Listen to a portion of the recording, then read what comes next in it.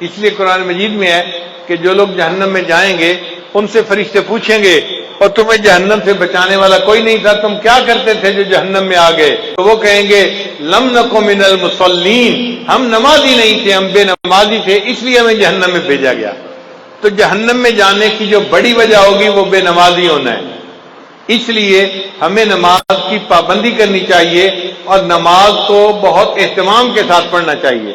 عورتیں نماز میں سستی کرتی ہیں، گھر کے کاموں کی وجہ سے نمازیں قضا کر بیٹھتی ہیں، یہ بہت بڑی کوتاہی ہے، اس سے بچنے کی ضرورت ہے۔ اور ایک نقطہ یاد کر لیجئے کہ اگر نماز پڑھنا اور یا کوئی کام کرنا دو آپشن سامنے آئیں تو ہمیشہ نماز پہلے پڑھیں، کام کو پیچھے چھوڑیں۔ لوگوں کی عادت ہوتی ہے اور جی یہ کام کر لیتے ہیں پھر نماز پڑھ لیں گے، نہ یہ بڑی غلطی ہے۔ پہلے نماز پڑھیں پھر کام کریں۔ عورتیں یہی تو کہتی ہیں میں مہمانوں کو چائے دے دوں پھر نماز پڑھ لیتی ہوں، اور مہمانوں کو چائے دیتے دیتے نماز قضا ہو جاتی ہے۔ میں یہ کام کر لوں پھر نماز پڑھ لوں گی، اور اس کام کے کرتے کرتے نماز قضا ہو جاتی ہے۔ تو عورتیں یہ بات توجہ سے سنیں، جب نماز اور کسی کام کے درمیان چوائس آئے تو کس کو چوز کرنا چاہیے؟ نماز کو چوز کرنا چاہیے، نماز کو مقدم کرنا چاہیے۔ ہم نماز کو چوز کریں گے، اللہ اس کے بدلے دنیا کے کاموں میں ہماری مدد فرما دیں گے۔ ہم ایک مرتبہ پشاور سے واپس اسلام آباد کی طرف آ رہے تھے، راستے میں عصر کا وقت ہو گیا، اول وقت تھا۔ میں نے دوستوں کو کہا کہ بھئی نماز کے لیے روکو، پہلے نماز پڑھیں گے پھر آگے سفر کریں گے۔ مسجد چھوٹی سی تھی، 10-12 بندے نماز پڑھ سکتے تھے، اور 5-7 تو ہم ہی تھے۔ ہم نے نماز پڑھنی شروع کی، اتنے میں ایک اور گاڑی والے آ کے رکے۔ 4-5 بندے تھے، سب داڑھی والے، ایسے لگتا تھا جیسے جماعت میں جانے والے بندے ہوں۔ ان میں سے 2 بندے گاڑی میں سے نیچے اتر آئے کہ نماز پڑھ لیتے ہیں۔ ایک نے کہا یار چھوٹی سی مسجد ہے، تنگی ہوگی، آگے کوئی 50 میل کے فاصلے پہ ایک بڑی مسجد ہے، وہاں جا کے نماز پڑھیں گے۔ تو اس کے کہنے پہ جو مسجد میں آئے تھے وہ بھی واپس چلے گئے اور وہ گاڑی والے چلے گئے۔ ہم نے نماز پڑھی، نماز پڑھ کے ہم اسلام آباد کی طرف روانہ ہوئے۔ ہم 5 کلومیٹر آگے آئے تو ہمیں پتہ چلا کہ وہ جو کار میں چند لوگ بیٹھے ہوئے تھے ان کی گاڑی کا ایکسیڈنٹ ہوا تھا، کار بالکل تباہ ہو گئی تھی، اور کھڑے وہاں لوگوں نے بتایا کہ اس میں سے 2 بندے فوت ہو گئے تھے۔ اب بتائیں کہ ان لوگوں نے وقت کی نماز ادا نہیں کی تھی۔ اگر چھوٹے بچے سے نماز پڑھ لیتے اور پھر موت آتی تو وقت کی نماز ادا کر کے موت آتی، اب ان کو نماز پڑھے بغیر موت آ گئی۔ اس لیے جب نماز کا وقت آئے پہلے نماز پڑھیں پھر باقی جو بھی کام ہے وہ کریں، اور اگر اس طرح کریں گے تو اللہ مدد کریں گے۔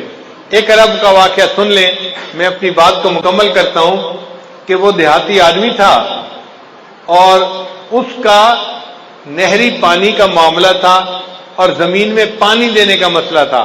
تو بیوی نے کہا دیکھیں فصل خشک کھڑی ہے، آپ پہلے پانی دے دیں اور پھر آپ اگر نماز کا وقت بچے تو جائیں، ورنہ اگر جمعہ قضا بھی ہو گیا تو کیا فرق پڑتا ہے۔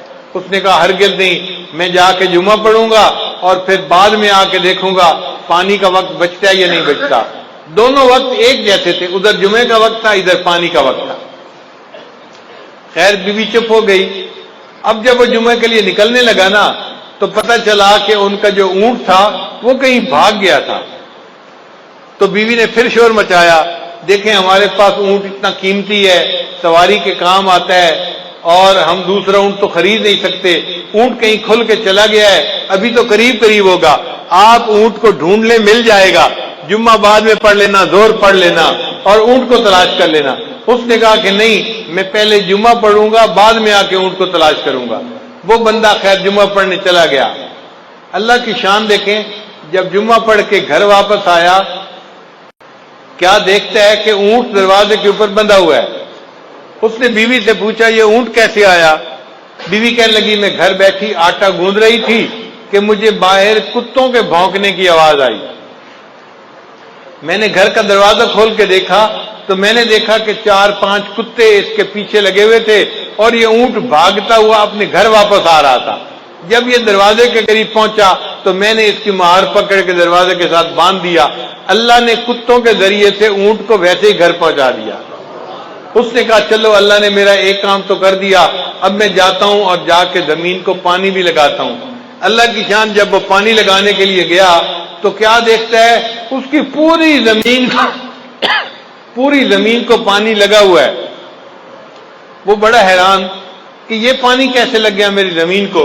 ابھی وہیں کھڑا تھا کہ اس کا جو ہمسایہ تھا نا دیہاتی، وہ آیا ذمہ دار اور کہنے لگا بھئی مجھے معاف کرنا، میں نے اپنی زمین کو پانی لگانا تھا، میرا نمبر پہلے تھا، آپ کا نمبر بعد میں تھا۔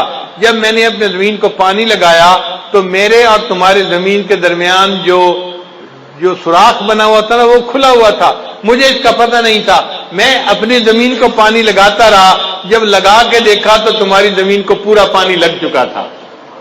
اللہ نے جمعہ کی نماز پڑھنے کے بدلے اس کی زمین کو پانی بھی لگوا دیا اور اس کے اونٹ کو بھی واپس گھر پہنچا دیا۔ ہم اگر نماز پڑھیں گے اللہ تعالی ہمارے کاموں کو سنواریں گے اور ہماری سرپرستی فرمائیں گے، اس لیے نماز کو اہمیت دینی چاہیے اور ہرگز قضا نہیں کرنی چاہیے۔ میری زندگی تو فراق ہے وہ ازل سے دل میں مکیں سہی،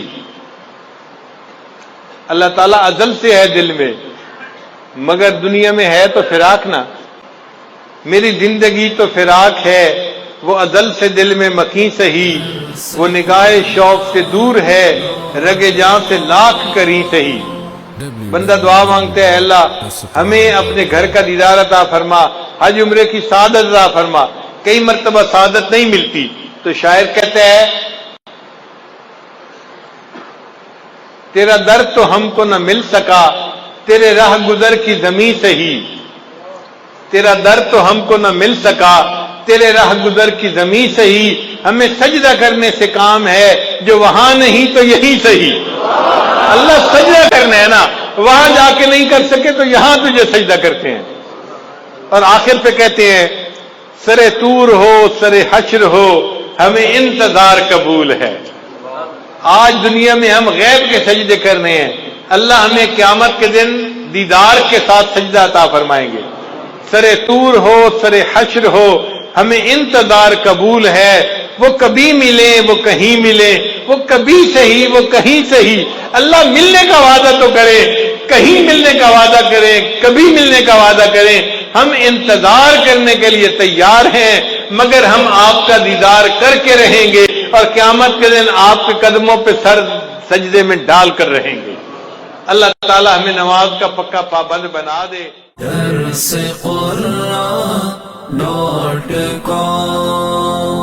www.darsequran.com